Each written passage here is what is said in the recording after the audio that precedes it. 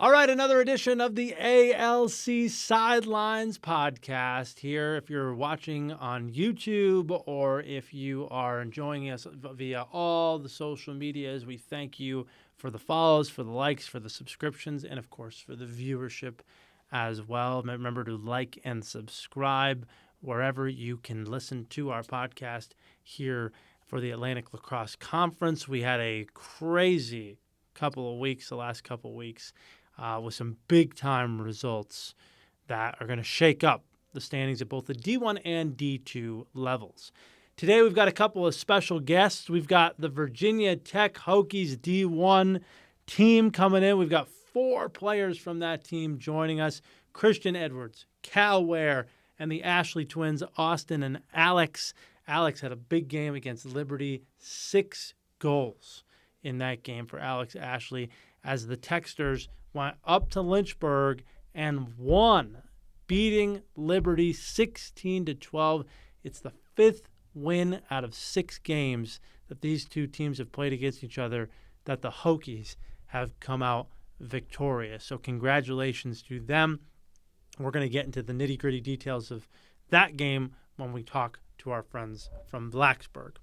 Some other results that we have for you. How about Charleston? Good win for them. Overtime, very exciting game as they beat William and Mary by the score of 8-7. Congratulations to COC. Congratulations to Charlotte. I know that they're the 3-time defending ALC champions, but another great start to the season. They are undefeated, including a big win over the weekend against Florida Gulf Coast down in Florida. That's a big-time game. They were able to win, I think it was 10-7, the final score there for the 49ers. So Liam O'Halloran in his first year just picking up where they left off as an undefeated crew. The rest of the ALC Division II is completely stacked.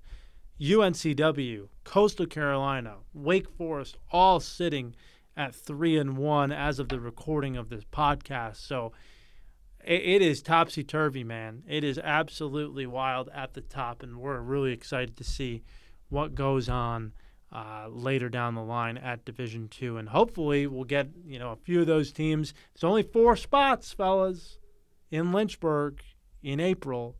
So cash your tickets now. Got to get those wins to get to the Berg. All right, enough chit-chat. Let's get to it. Here is the Virginia Tech Men's Division I lacrosse team. Christian Edwards, Cal Ware, Austin, and Alex Ashley joining us to talk about Virginia Tech's hopes for the 2025 season, the big win over Liberty, and how much do they actually know about their own school. Stick around. You'll want to see this.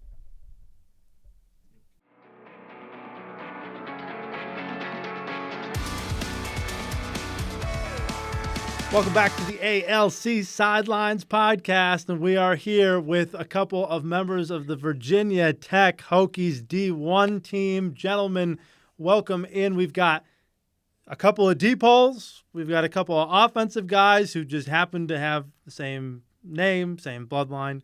Alex Ashley and Austin Ashley are in the building with us today, and then the D-poles, Christian Edwards and LSM Cal Ware, are joining us. Gentlemen, welcome to the program. Thanks for having us. Yeah, thank you. It's good to be here.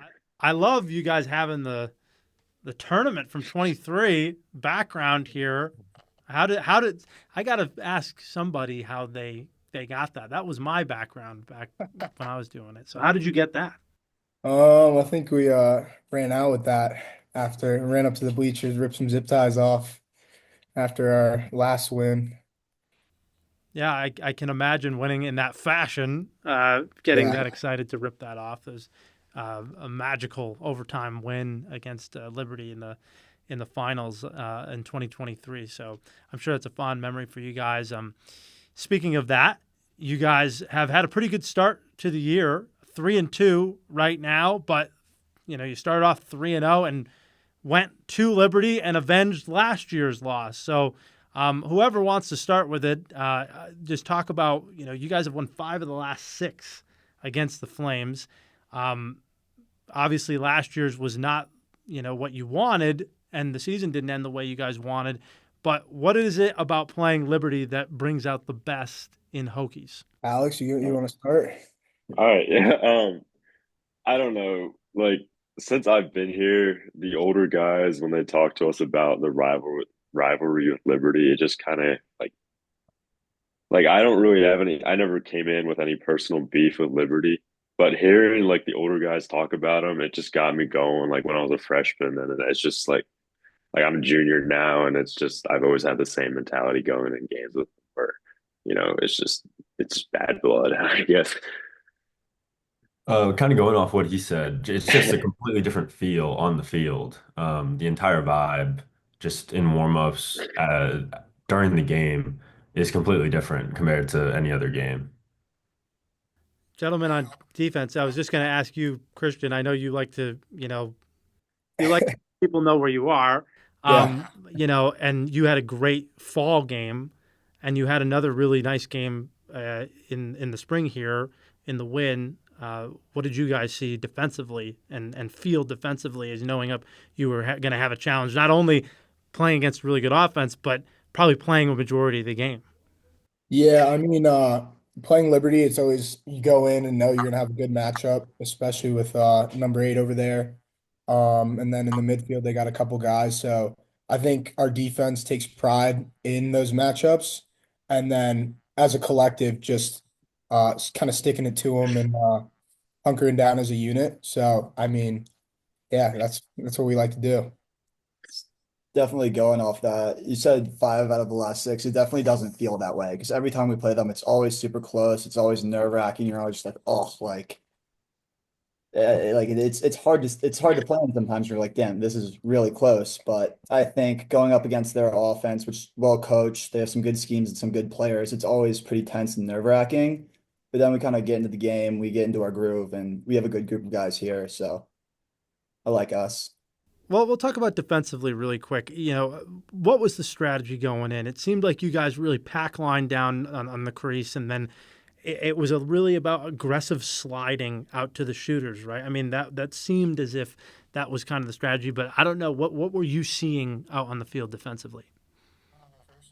Um, our defensive coach JJ Pavoni, he's a big advocate of let's try to play a systems defense first and play with our guys and just play our system. And then who we're playing, we'll make tweaks, but we just try to go out with what we've got because we feel confident in our guys. So it's definitely a lot of like pack it in, help the slides, and definitely slide with some aggression to try to put the ball on the ground. And we kind of just worked around that. Yeah, and then I'd say off ball, they have a lot of good movement and a lot of strengths to their system. So being like cognizant and focused off ball is like huge when you play Liberty. I remember I got sealed in the fall and on a man down, and could have knew that was going to happen or saw it coming. And you always got to be aware of your surroundings with them and be super focused. So that's definitely a huge focus for us when we play them. Offensively, gentlemen, the kind of consensus narrative is Virginia Tech is going to lose Aiden Smith and Jared Cole, therefore they're not going to be the same. And Alex, especially, you kind of proved that narrative a little bit false with just continuous shots on the run. Seemed like Liberty kind of gave you guys opportunities to just go down the alley and shoot. Was that part of the plan, or was that just kind of make it and take it, and you've got an open shot, so run with it? I mean, like I was a little bit surprised when I kept ending up with a shorty on me. And then we were in our system, we had cleared space for Dodgers, and I just kept getting my right and finding myself with an open shot. But I mean, really, like we just needed someone to step up in place of losing Smith and Cole, and and in this game at least, it just happened to be me. Yeah. Austin, what about you? What did you see out there? Well, we really just went in kind of focused on ourselves. I mean, we knew they were good, they're a good team. They have a well-coached defense. Um, but yeah, I was definitely surprised um,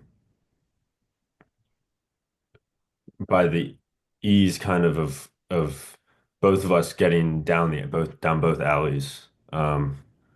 So that definitely caught me by surprise, but I know they'll be a completely different team when we see them again. And we're not going to have that. And other people will have to step up, and we know we have the talent on the rest of the team to do so. It's always kind of the prevailing thought, right? Is well, we'll see them again, and Yeah. because it's just happened so many times, and maybe that brings out the rivalry.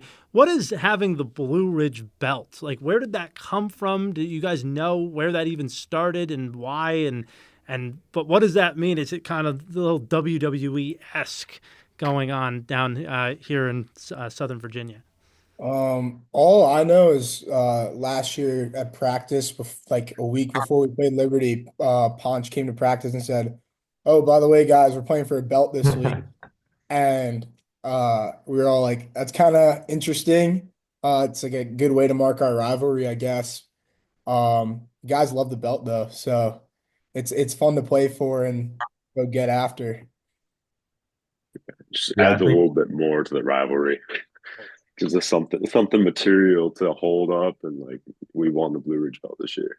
I just want to know who's doing the Ric Flair woos at the end there, with everybody. I mean, with that belt. I know Patrick Droney, if you watch him on the Instagram, he was fired up, obviously, about having that belt, which was cool to see.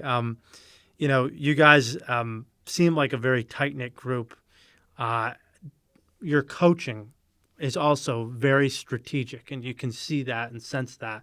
Can you talk about Coach Ojeda and what he brings to the table, and maybe some of the other coaches, and how they've grown your intellect when it comes to the game? I'd say Ojeda especially brings a lot of, I mean, because he coaches the offense, so he brings a lot of experience to the table.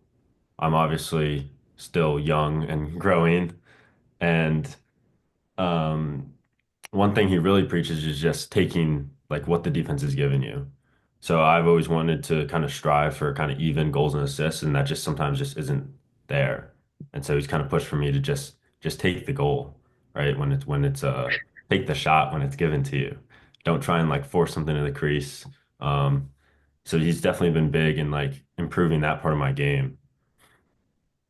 Yeah, especially on the offense, he loves to preach just to play our game, play our pace. Don't. It's just he is a very calming presence for the offense. Um, yeah, that's just the best way I can put it.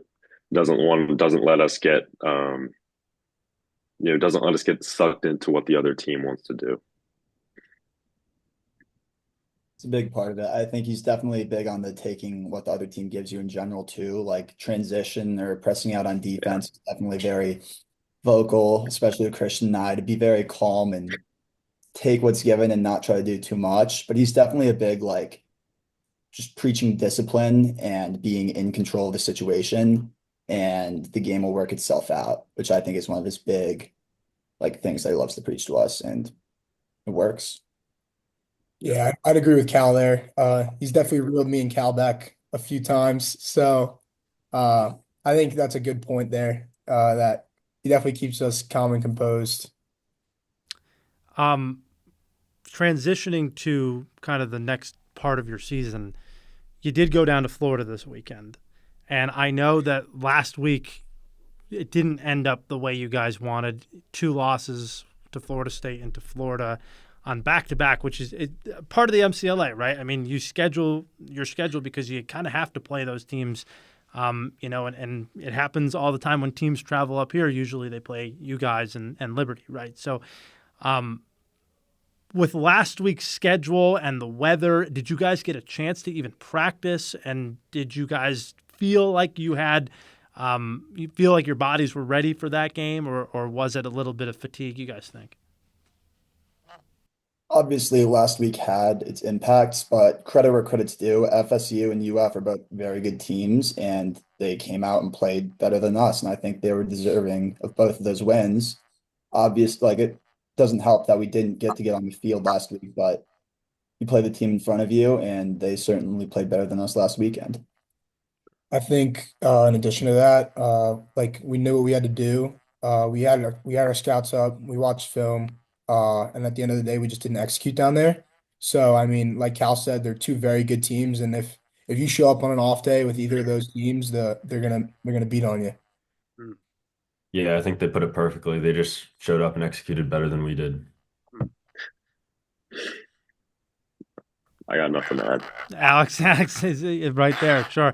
It's interesting because it's like one week you could feel like you're on top of the world beating your rival, and the next week it's like, wow, okay, I guess that's a cold slap in the face of reality. But it feels like that's kind of the whole league in general. And last year, if we go back to what this year's team means and what it will accomplish, last year you guys were the favorites going into the season. You were undefeated a lot for most of the season. You kind of had a little bit of setbacks and losses to Tennessee. You losing the ALCs, and you head into the MCLA tournament. Maybe, I'm not sure how your mentality was heading into that tournament, but then you lose in the first round with a team that you have really currently right now, plus with two really high-profile players. What do you take from last year and then change to this year and say, okay, you guys have that mantra, we will, right? What is the difference between this year's team and last year's team? Um, I think it's just like a mindset thing. Like going into this year and losing all the pieces that we did from last year. Like this team is entirely new. We haven't earned anything. Hmm. So it's up to us as the new guys to step up and prove to the MCLA and to the other teams that we haven't fallen off, that we're the same tech team that we've been for the last couple of years that went to the championship as when we were all freshmen. Yeah, I could say me, Alex, and Austin have been growing here for 3 years, and we understand losing those pieces. It's like time for us to step up, and then you get good pieces like Cal coming in, and then we have our young guys that we're all really proud of and super confident in. So we know those guys are going to step up for us, and I think the whole team's just raising the bar as a whole. So I think that's really important for us, and I think it's happening. And I think to build on that, just with the volume of players that we lost last year, it's creating room for new players to step up. Jack Wingfield, who was D midi last year, he's playing starting close defense for us, playing really well. Aiden O'Sullivan, who didn't play much last year, starting at attack now, he's having a great year. It's kind of just creating room for more people to step up and get their moments. Hmm. Yeah, next man up mentality. Absolutely. Yeah. I'd like to transition just to a little bit about you individually. And just starting with Austin and Alex. Obviously, with you guys, growing up together, right? You guys were players at St. Paul the Sixth, right? Which is a big school in Virginia that ends up, put out a lot of good lacrosse players. What is your lacrosse story, and what is kind of been the uniqueness of you guys doing this together here at Virginia Tech? Um, so growing up, like we had no one that played lacrosse in the family. We were actually introduced by our older brother, who was introduced by his friend, and we just got hooked when like from a young age. So we've been playing lacrosse together for 13, yeah, probably. for 13 years now, something like that. So incredibly long time. But just being twins and being having that like my dad always called it a built-in teammate. So you're always with a teammate. You're always like able to find someone to practice with and to throw with and to work on two-man games, stuff like that. But coming here as twins to Tech, like I don't know, it's been nice. Like we roomed together as freshmen. We've been like we're playing on the same midi line now. It's something that like we've we've been developing this chemistry for 20 years now. So yeah, I mean, I don't really know how else to put it, but Spoken like a true veteran. I've been when you can start saying things like I've been doing this for 20 years, that's when you feel like you've been getting old a little bit. Austin, what do you feel about this? I think he kind of said everything that I was gonna say. Um, it really started because of our brother. We were like, dang, this game is really cool. You gotta hit people with sticks and shoot as hard as you can. Um, and then yeah, it's been 13 years of throwing around and shooting with each other, and I wouldn't want to do it with anybody else. Amazing, amazing spirit of family there. What's the future hold for the Ashley twins? Are you working on anything? You starting the next like crazy startup engineering entrepreneurs? What's happening with you guys when you guys are done? We've got a couple ideas brewing, nothing concrete yet, but maybe in the future you'll see us with a big, huge startup going. Maybe Um, holding one of those giant checks. yeah. For something, I mean, that's always good. Money is still green around here. Um, Cal, I'd love to talk to you, man. I mean, you're from Nova. You have you've had Division One experience coming over from UMBC.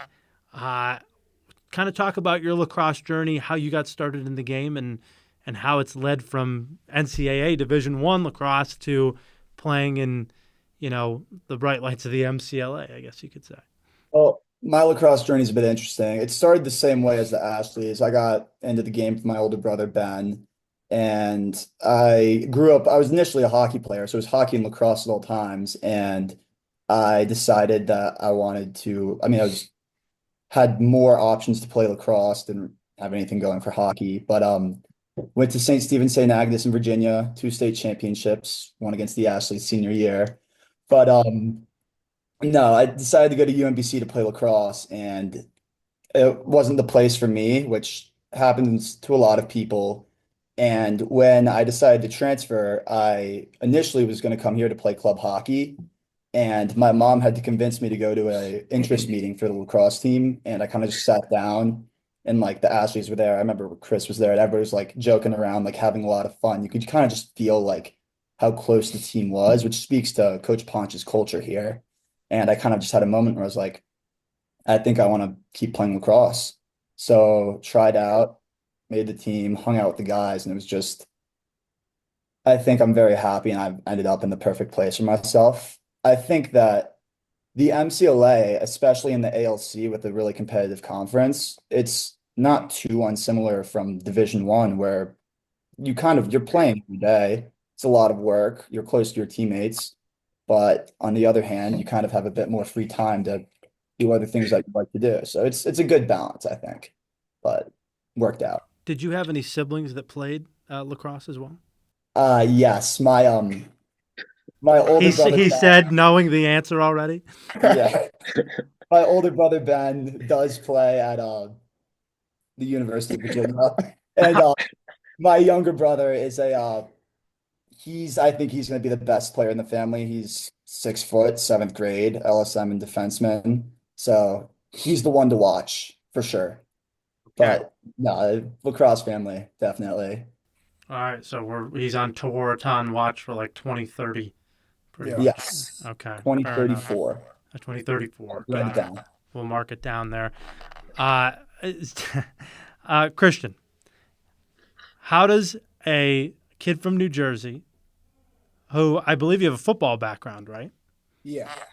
How does a kid from New Jersey playing football in one of the biggest football states, probably the biggest one in the Northeast, end up playing in Virginia in the MCLA, playing long pole for Virginia Tech? How does that work out? Yeah, I mean, I started playing lacrosse in seventh grade. I think started playing football in fifth grade. Up until like my sophomore year of high school, I considered myself a football player in lacrosse pads. Um, and then we had COVID come around, and I think athletically, I was definitely a late bloomer. So I really started to make that climb. Sophomore COVID, I started putting on weight, and my junior year, I started earning some playing time, and then uh, my senior year, I my coach switched me to pole from D-Midi, and I actually ended up being a captain for my senior year. So at that point I started taking lacrosse pretty seriously. And in New Jersey, I think lacrosse is no joke. As a first year pole, I found myself guarding kids going to Duke, Rutgers, Hofstra, and some big time games. Uh, Not to pat myself on the back too much, but I realized that I could kind of hang around with those guys, and um, applying to colleges, I was looking at playing football. at a couple different places, and uh, those opportunities kind of just fell through. And Virginia Tech was one of the best academic schools on my list, and I had a couple people like around my town telling me, I think they have a lacrosse team that's pretty good, and I was like, all right, like I'll take a look. I just had a pretty good senior year. I'm starting to enjoy this a lot, and I get here and we were ranked the #1 team in the country, so that was pretty exciting. I was like, I might have just lucked out. But yeah, I mean, I think peaking late in high school and middle school really makes my appreciation for the game right now just so much more. And I think getting older, but uh, still getting better makes me understand that this doesn't last forever. And when I play, I definitely play my heart out. What were you playing in football? I was playing a mix of like a nickel DB, outside linebacker, and then my high school ran the wing T. Oh, the worst. Yeah. Hated going against I that. don't like to talk about the wing T, but I played tight end for that. So I guess you could kind of say it was a receiver, but I was doing a lot of blocking. All right, very cool. I like that. So it just gives you kind of a feel about the style of play where you have that. I mean, we saw it against Liberty, right? Your defense overall is a very physical, defense. If guys are coming into the middle, like you said, off ball, they're going to pay the price for it. It happened a lot in that game. You with a football background, Cal, you with the hockey background, and Kyle Sudler is not hard to miss. And, I mean, Droney's a great player. I mean, it's kind of stacked on defensively. No offense to the offensive guys. You guys are doing very well. But you guys really have a solid group there. Yeah, definitely. I love our guys. And we have Jack Wingfield, too, who's he's just massive. So, like, yeah, having him out there, he covers a lot of ground. So, and he's not afraid to hit anyone either. So, I'd love to have him. Awesome. Yeah, we can attest to that. Oh, no. You've personally been victimized by Jack Wingfield. We have the offense has personally been attacked by Jack Wingfield. Attacked, not victimized, just attacked. Okay, fair enough. So I guess what we'll do now is, it's just coming towards the end, I thought it would be fun to see how much you know about Virginia Tech, since you guys have been there. Cal, I know you haven't been there as long, but you guys have been there, a while. So let's see if you know your school. Are you ready? All right. Anybody can answer at any time, and we'll do a point system, honor system here. All right. Question number 1: how many students attend Virginia Tech? 40,000. 40,000. 34,000. 34. 30. It's 30,000. 37. All right. Christian's the closest. 38,000. 38,000. We'll give Christian the point there on that one. Number 2, what is the percentage of male students to female students at Virginia Tech? I think I know this. I think we have a lot more guys than girls. Okay, let's hear it. I think it's like 70-30 would be my guess. 70-30. No, Maybe it's my bad. It's like 55 male, 45 female. I'm gonna say like 53. 53 now. 53. Austin, I need an answer. 52. Sorry? Austin, I need an answer from you. Oh, 60. 60. Cal, what did you say? I said 55. 55 is the closest. 57% male. 43% female. I wasn't following up. I guess it depends on what position you play. I don't know. What was the original mascot name before it was the Hokies? Fighting Gobbler. Yeah. Nice. That was easy. Very nice. All right. I thought I was going to trip him on that one. No way. In 2013, what Blacksburg bar was named one of the top 15 college bars in America? Sharkies. I don't go out. I It's don't got to know. be Sharkies, probably. Sharkies. It's incorrect. Oh. Tots. Tots is the answer. Tots is the answer. I would Top have of the guessed Sharkies stairs. first too. Top of the stairs. Fun fact: had my rehearsal dinner at Tots. That was actually there we go. post rehearsal dinner at Tots for my wedding. It was a great time. What are we on? Number 4. Number 5. Virginia Tech has never won an NCAA championship in a team sport. I think they're one of like 3 Power 5 schools to do that. Sorry to bring that up. However, they've won multiple club sport national championships, including this one in 2007, where they won in this team sport. I want to say rugby, but I think I want rugby. to say rugby. Rugby. It's baseball. Rugby has won, but not in 2007, a specific team. Anybody have any more guesses? Soccer. The answer is bass fishing. Bass fishing. Oh, Weber. We had Dan, Rugby, too. great fisher. Yeah, he's the captain of the club. Yeah. Christian, you're a big fisherman? No, I'm not. Okay. Fair enough. Fair enough. All right, last one. What year was Virginia Tech's men's lacrosse team founded? Oh, I saw this today. It's 1966. 1948.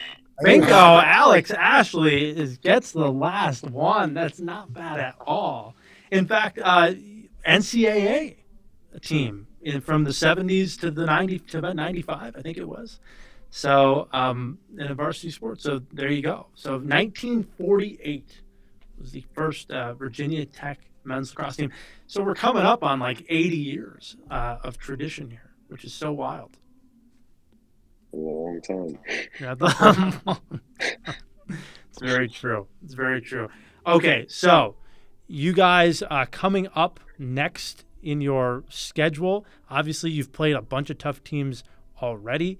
You're playing Auburn, this weekend, Friday the 21st, and then it's Texas and Georgia Tech back-to-back coming to your place. So what are you guys looking forward to the next couple of weeks? What do you guys have to do in order to come out, smelling like a rose over the next week and a half? Definitely. You got it, Alex. After you. All right. Obviously, all 3 are great teams. Georgia Tech and Texas are top 10. And Georgia Tech beat us a couple years ago. We went down to Atlanta, so I obviously want to get revenge there. But all 3 great teams. We just need to, watch the film, read our scouts, execute our game plan. We'll be good. It's definitely, we started 3-0, felt pretty hot this past weekend. Not hot at all. I feel like we just got to get back to work and just got to find our game again and get it back together. I think they're all 3 pretty legit teams. So just excited to go out and show the nation who we are. All right. Fantastic. It's good to hear from you guys. Christian Edwards, Cal Ware, Austin Ashley, Alex Ashley. The Blue Ridge Belt is back in Blacksburg, and they're going to try to add a couple more championships, a couple more rings this year going forward to the ALCs and eventually on to Round Rock at the MCLA National Championships. Gentlemen, we appreciate the time. Thanks for joining us. Thank you. Thank you for having us. A big thanks to our friends from Virginia Tech, and good luck the rest of the way. They have a tough schedule. It's always tough in this conference. Every single game counts. But just speaking of that, with tough schedules, they have a tough schedule coming up. Them and their rivals, the Liberty Flames, both getting visits from some very, very good teams. On Friday night, February 28th, Liberty will host Georgia Tech at home on the East Campus lacrosse fields in Lynchburg, and then Virginia Tech on their marching band field will host Texas. So Coach Kyle Hartzell coming in to coach his Longhorns against the Hokies. Then they flip. The next morning, Liberty gets to host Texas, while then Virginia Tech will host Georgia Tech in a battle of who's got the bigger brain and, of course, who's got the better lacrosse team that day. So both teams going to get 2 tests on their home field. Other games of note, March 2nd, which is a Sunday, James Madison can make some big noise. They go down to Knoxville to play Tennessee. Tennessee's still doing well, so that'll be a very exciting game to see how far James Madison has come. Can they find their first trip to an ALC tournament? This would go a long way in getting them there.